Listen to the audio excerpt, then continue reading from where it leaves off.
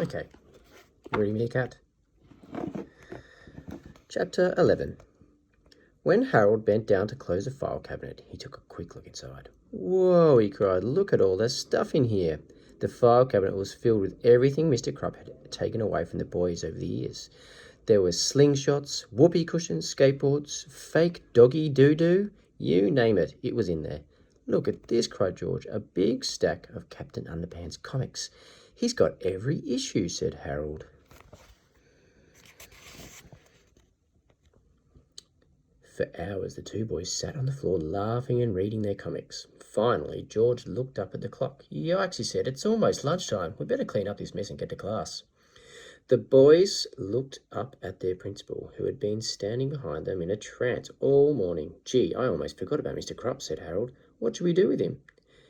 "Do you want to have some fun?" asked George. "Why not?" said Harold. "I haven't had any fun in the last 4 to 6 weeks." "Cool," said George. He walked up to Mr. Krupp and snapped his fingers. "Snap! You are a chicken," he said. Suddenly, Mr. Krupp leapt onto his desk and flapped his arms. Cluck, cluck, cluck, cluck. He cried, kicking his papers off the desk behind him and pecking at his pen and pencil set. George and Harold howled with laughter. Let me try," said Harold. You're a monkey." "You got to snap your fingers," said George. "Oh, yeah," said Harold. "Snap. You're a monkey." Suddenly, Mr. Krupp sprang off his desk and began swinging from the fluorescent light fixtures. "Ooh, ooh, ooh, ooh," he shrieked, leaping from one side of the room to the other. George and Harold laughed so hard they almost cried.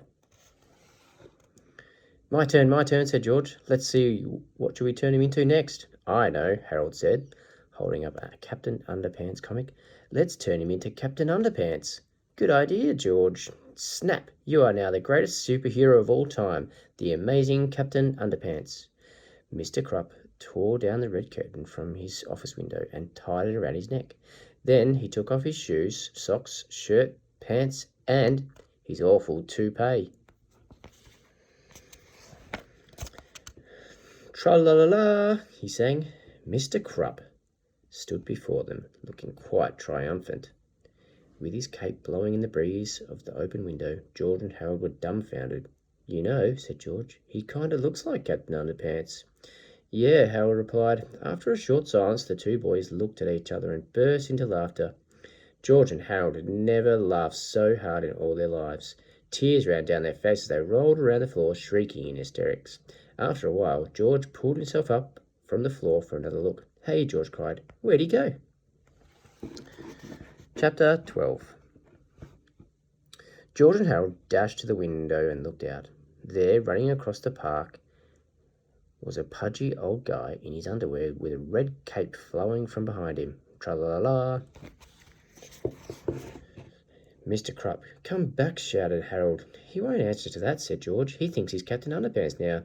"Oh, no," said Harold. "He's probably running off to fight crime," said George. "Oh, no," said Harold. "And we've got to stop him," said George. "Oh, no," cried Harold. "No way." "Look," said George. "He could get killed out there." Harold was unmoved. "Or worse," said George. "We could be in big trouble." "You're right," said Harold. "We got to go after him."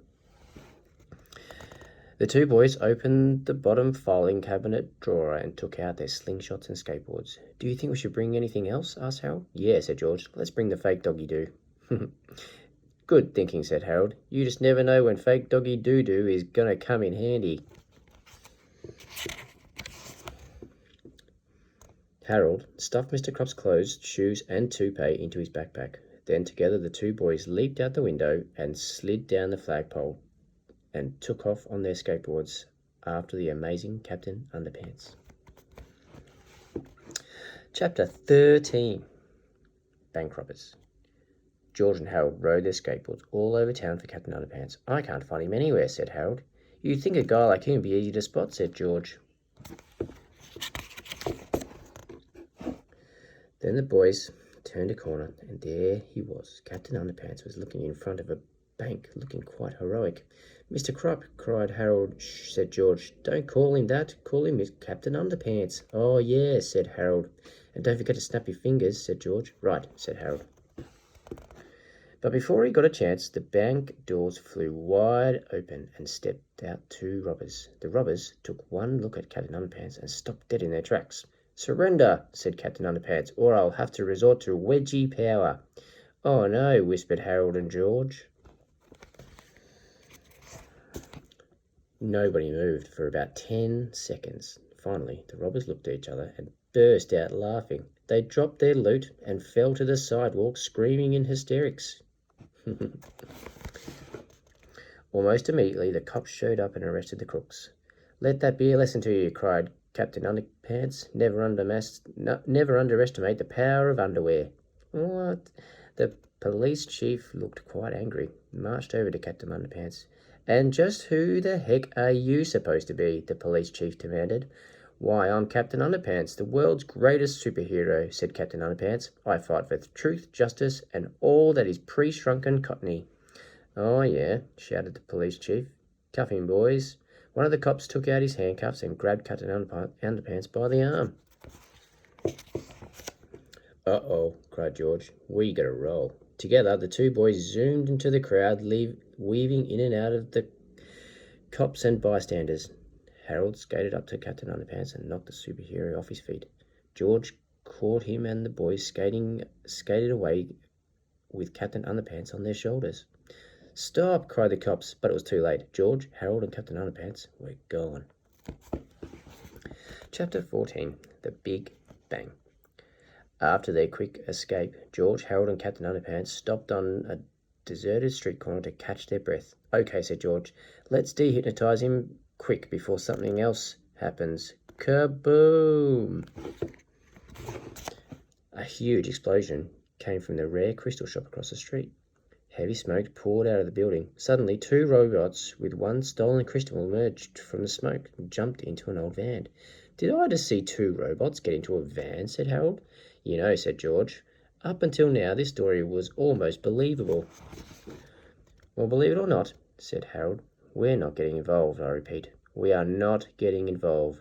Just then, Captain Underpants leaped from the street and dashed in front of the van. "Stop, in the name of underwear," he cried. "Uh-oh," said George. "I think we're involved." The two robots started up the van and swerved around Captain Underpants. Unfortunately, the van brushed up against his red cape and he got caught with a mighty jerk. Captain Underpants flipped backwards and the van pulled him along as it drove away. "Grab him!" cried George. The two boys skateboarded with all their might toward the speeding van and grabbed Captain Underpants by the ankles. "Help!" they cried as the van pulled them through the city streets. "Mom," said a little boy sitting on a bench, "I just saw two robots driving a van with a guy in his underwear hanging off the back by a red cape, pulling two boys on skateboards behind him with his feet." "How do you expect me to believe such a ridiculous story?" asked his mum. Finally, the van came to a screeching halt in front of an old abandoned warehouse. The sudden stop made Captain Underpants flip over the roof of the van and crash through the front door of the building. "Well, well, well," said a strange voice from inside the warehouse. "It looks like we have a visitor."